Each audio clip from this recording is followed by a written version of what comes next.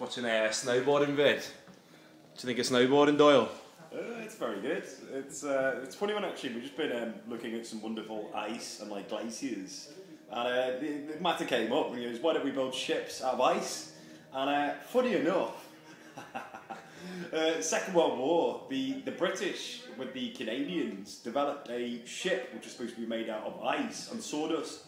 It was called like Pykrete, and the idea was, before we had any ships or or many aircraft carriers, that to invade a country, it makes sense if you can park an unsinkable island off the coast.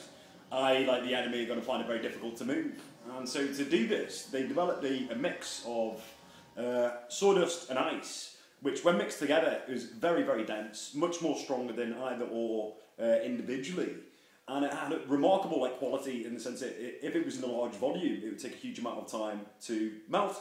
So we did one pilot test in Canada, in fact, on a lake where we built one of these ships. So it's made of ice, sawdust with the cooling system, and it worked.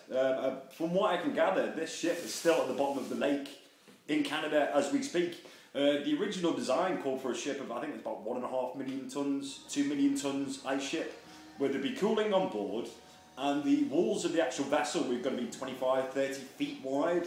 And the rationale behind it was it's so big, so heavy, that no bomb, no torpedo could sink it. And in theory, it worked brilliantly, but unfortunately, over a period of time, as the Americans started building dozens and dozens and dozens of aircraft carriers, it got to the point where it wasn't really feasible and we didn't really need it. We had conventional means of doing it, and it was slowly thrown into the dustbins of history. But as far as being pretty cool and interesting, it worked, and it would still work. And rock on, like shit. It's something